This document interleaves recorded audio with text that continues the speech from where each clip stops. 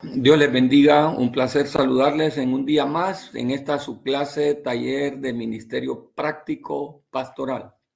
En esta clase tenemos como requisito dar a conocer las actividades pastorales que se realizan desde el púlpito, pero no sin antes también trabajar la parte moral, la parte de desarrollo profesional del pastor.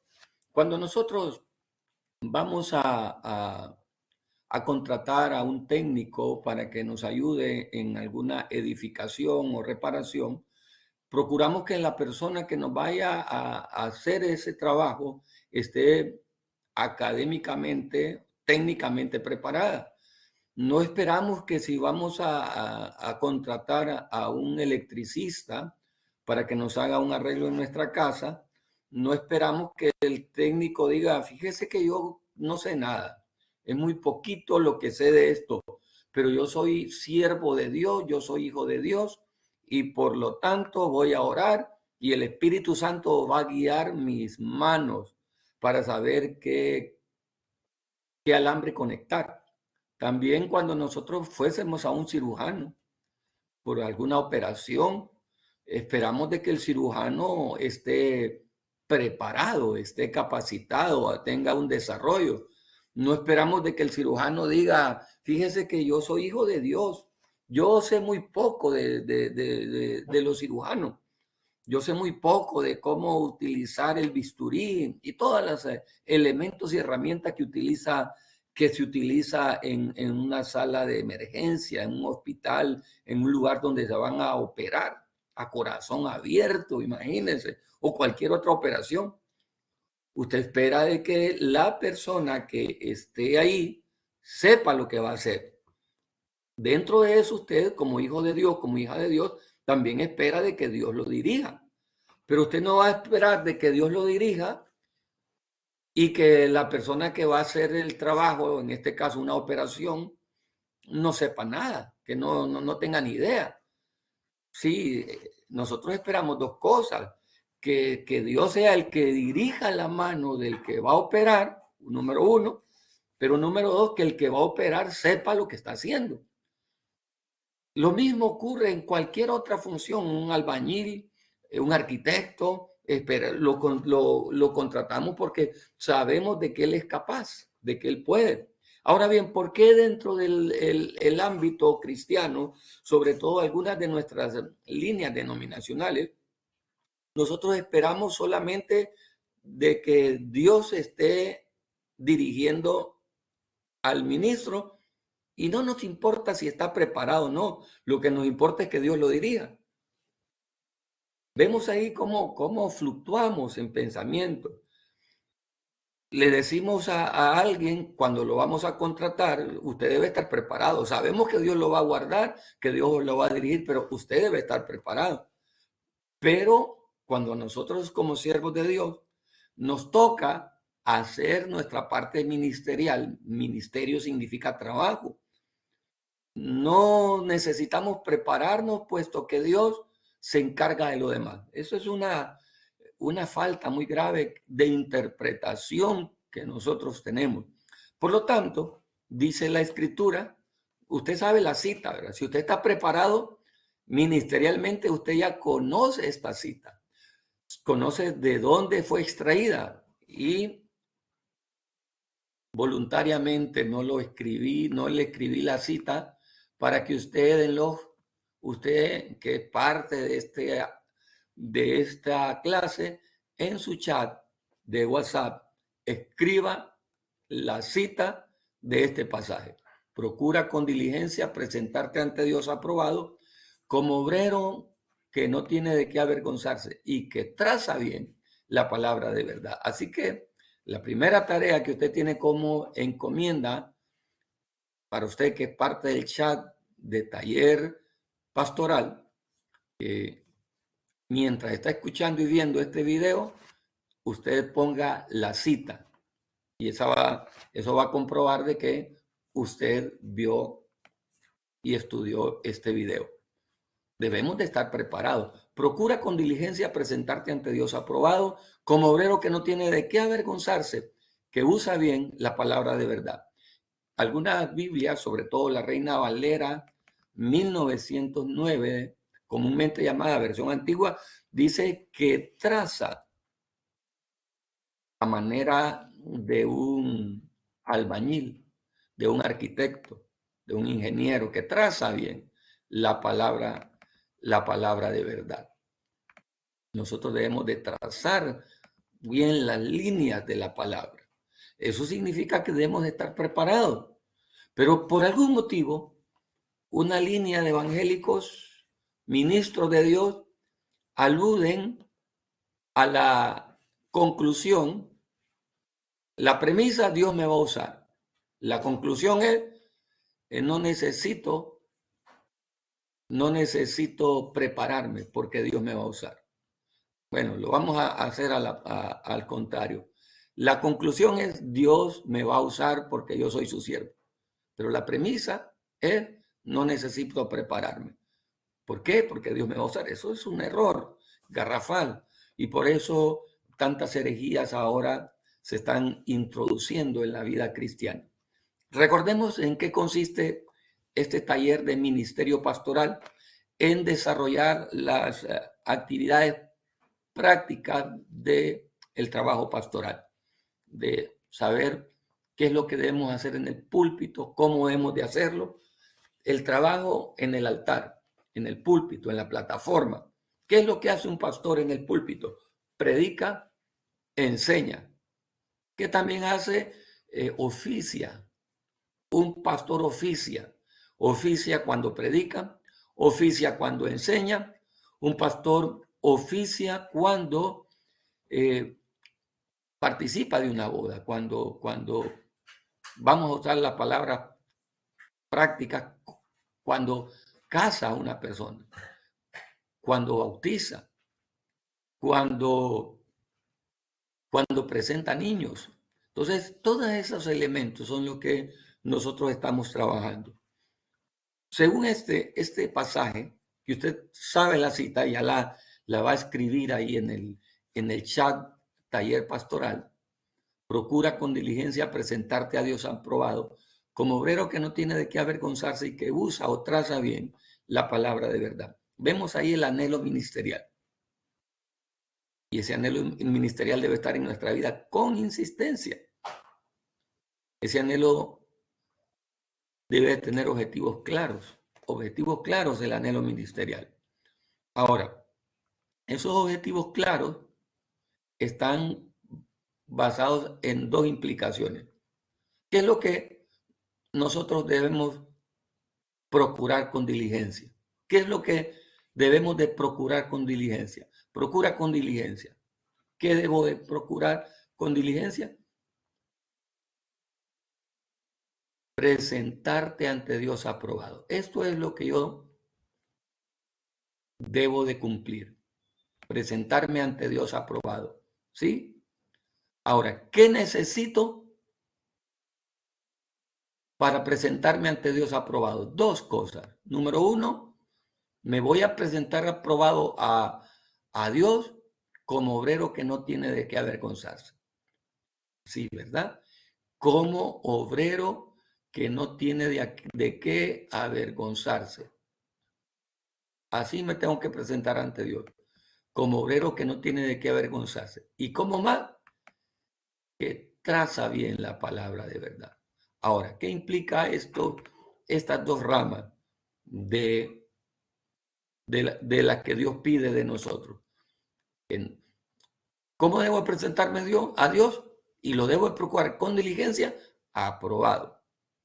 Aprobado. Aprobado. Yo debo de presentarme a Dios aprobado. Procura con diligencia presentarte a Dios como aprobado. Y eso debe de resaltar dos áreas. Como obrero que no tiene de qué avergonzarse, ¿qué está trabajando esto? El testimonio. Un obrero que no tiene de qué avergonzarse significa que tiene un buen testimonio. El testimonio. Mire, el testimonio significa carácter. Y que traza bien la palabra de verdad, el carácter. ¿Es el carácter? Perdón, el carácter es el testimonio, la preparación. Aquí me equivoqué. Preparación, formación, la profesionalización. Un hombre de Dios debe convertirse en un profesional. Debe ser profesional en lo que hace, porque nosotros trabajamos en un ministerio. Ministerio significa trabajo. Nosotros desarrollamos un ministerio. Por lo tanto, debemos estar preparados, profesionalizados. Y a veces a nosotros se nos olvida que debemos de prepararnos. Por eso, a la hora de defender la verdad, defender la palabra, a la hora de sacar a alguien del error, no tenemos la capacidad porque no estamos preparados. Bueno, vamos a recordar entonces el equilibrio entre el púlpito y la vida diaria. Este es más o menos un repaso de hace 10 lecciones. Guardar el testimonio, la vida diaria, el equilibrio entre la vida diaria y el púlpito. En la vida diaria yo tengo que guardar el testimonio, tengo que tener un trato correcto, ¿sí? En la vida diaria, saber comportarme en mi forma de ser, un buen testimonio, tratar bien a las personas. ¿Sí? Entre tratar bien a las personas, debo tratar bien al liderazgo y a la congregación. A veces los pastores de primer rango en autoridad cometen un error, un grave error tremendo. ¿Y en qué consiste este grave error? Que tratan bien a las ovejitas, pero maltratan a los líderes. Tratan a los líderes con ímpetu, con odio, como que si fueran los capataces. Oiga bien, pastor, siervo de Dios, pastora, sierva de Dios, no trate al liderazgo que está trabajando como usted, como que usted fuese el capataz y ellos fueran los empleados, aunque lo fuera, ¿verdad? Aunque algún miembro de la iglesia trabajara a tiempo completo, a la par suya, y recibe un salario, es un ministro de Dios. No lo trate como que usted es no se sienta usted el capataz, ni sus dirigidos los empleados. Es un ministerio, son colaboradores. Y recuerde que el obrero es digno de su salario, de su alimento. Y trate bien a la congregación, ¿verdad? Ese equilibrio en la vida diaria. Y en el púlpito, mantener el enfoque. ¿Qué significa mantener el enfoque? Mantener la doctrina. Tantos errores doctrinales que se cometen ahora porque se perdió el enfoque, se perdió la doctrina, mantener la pasión, esa devoción de hacer lo que debemos de hacer. Dos cosas que están destruyendo el cristianismo es, se perdió la doctrina y se perdió la devoción, la pasión por hacer lo que tiene que hacer. Mantener la humildad. El púlpito hace que el cristiano que ministra, si lo hace bien, sea elevado a un nivel de reconocimiento. Mantenga la humildad y mantenga el equipo. Mantenga su equipo de trabajo. Ayúdelo, fortalezca, que ellos sientan deseo de trabajar, que no estén esperando la oportunidad para irse a levantar una nueva obra, porque sienten de que las puertas ministeriales donde ellos están se les cerraron. Debemos de tener mucho cuidado con eso. A veces nosotros culpamos abiertamente a aquellos que se van y está bien, ¿verdad? Pero si usted quiere culparlos, pero ¿qué propició usted como hombre de Dios, como mujer de Dios, para que el corazón de alguien se ladeara? Si usted trabajó el corazón de alguien y ese alguien se va, usted siéntase libre. Pero si por algún motivo usted propició con su forma de ser a que esa persona el barco, usted también corre peligro, ¿verdad? Que no se mantenga en Dios, que su corazón mantenga en Él, guardando su corazón en Dios. Vamos a recordar algunas otras cosas. Mire qué tremendo. Usted es el pastor. Y usted como pastor, como sierva de Dios que ministra, usted debe conocer a sus ovejas. Va a haber una oveja distraída, una oveja tímida, una perniquebrada, una juguetona, una oveja desconfiada. Hay muchos miembros desconfiados. Una oveja sensible, una oveja enojona. Aquella pues súper espiritual. Soy la súper espiritual, la que se cree la mejor que todas. Soy la cabra loca, la cabra loca. Otra, soy la oveja. Solo soy la oveja. Soy la orgullosa. Y acá está, la dejé por atrás, la última. ¿Verdad? Soy la última. Usted debe conocer las características de sus ovejas, cómo están funcionando. Y el púlpito ayuda mucho. El buen uso del púlpito ayuda mucho. Ya vimos esto, funciones pastorales fuera del púlpito. Consejería individual, consejería matrimonial, consejería familiar, consejería grupal, visitas, oración a personas enfermas, tanto trabajo. La parte administrativa, que es la que más cuesta porque es la que más queremos hacer y es la que menos función nos toca. Nosotros queremos estar al frente de la administración financiera, cuando la Biblia es clara y enseña que un pastor no debe estar en esa parte administrativa, para eso están los diáconos, que un pastor tenga que ver qué color va a ponerse un mantel en una mesa. No, ese no es el trabajo de un pastor. ¿Qué color se va a pintar una pared? Eso no es el trabajo de un pastor. Sí, supervisarlo cuando, cuando no haya quien lo ayude, pero el pastor debe estar encargado de la oración y de la palabra. No dice de andar buscando el color de una pintura. Para eso hay otras personas, al menos que la iglesia venga comenzando, ¿verdad? Pero a veces el ministro de Dios quiere tener el control absoluto de todo, yendo contra los principios bíblicos, ¿verdad? Y por cuidar esas cosas, nos descuidamos de lo más importante. Y desde el altar o púlpito nos toca oficiar la cena del Señor, predicar primeramente, enseñar, oficiar la cena del Señor, bautismo en agua, ceremonias nupciales, presentación de niños, bodas, ¿verdad? Consagración de diezmos, de ofrendas, de tantas cosas que como ministro de Dios debemos de hacer y debemos de estar preparados. Por eso usted como ministro de Dios debe cuidar su corazón en el púlpito. Suba al púlpito después de haber orado, suba al púlpito completamente preparado, suba al púlpito como un acto de adoración, suba al púlpito con preocupación pastoral. Jesús advirtió a sus seguidores en el Sermón del Monte que no practicaran la devoción espiritual con intenciones ocultas. Lea usted el capítulo 6 de Mateo, ¿verdad? Del verso 1 al verso 18, encontrará ahí muchas cosas importantes.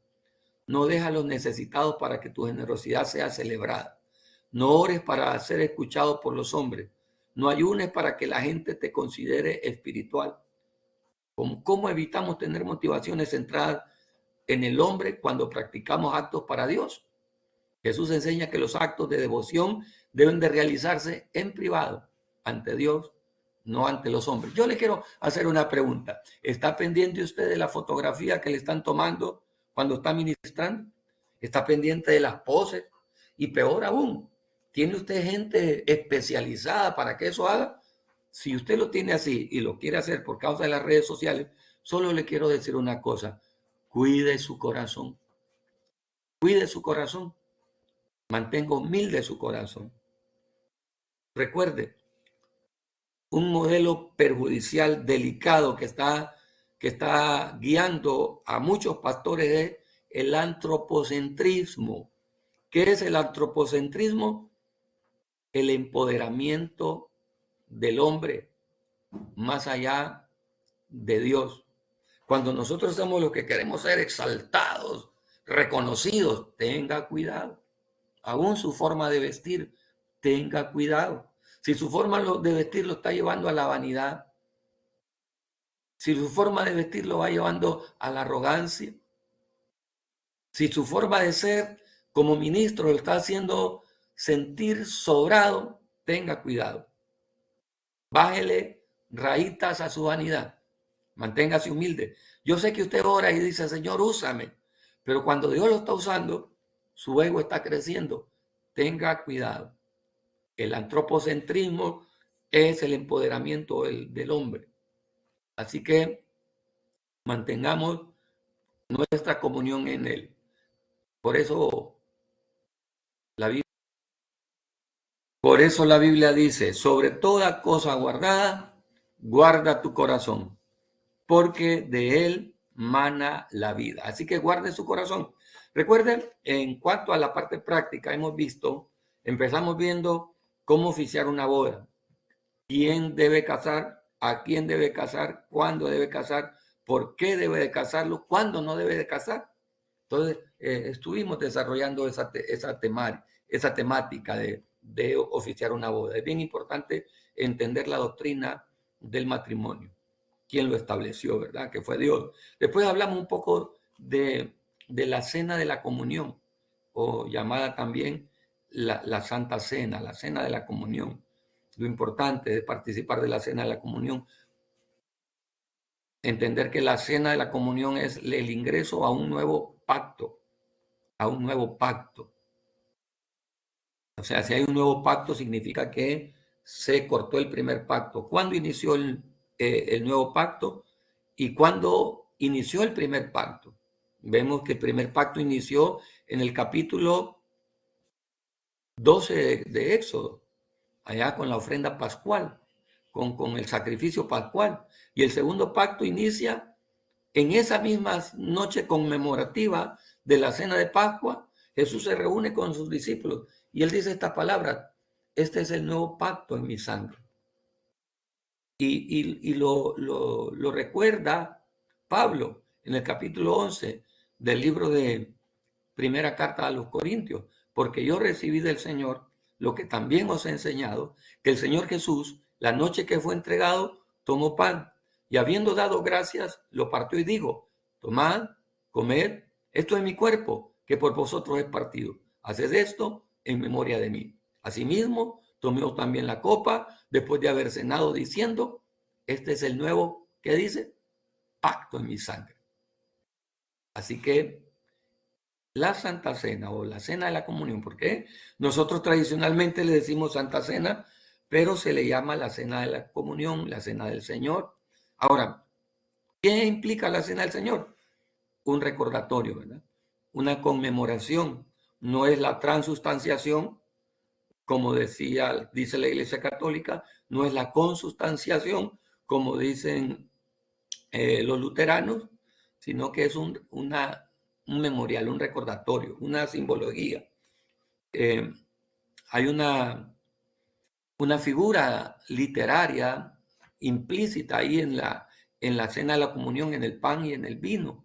Es la personificación, también llamada prosopopeya, que es darle características humanas a un objeto o a un ser inanimado, o a un objeto o algo abstracto.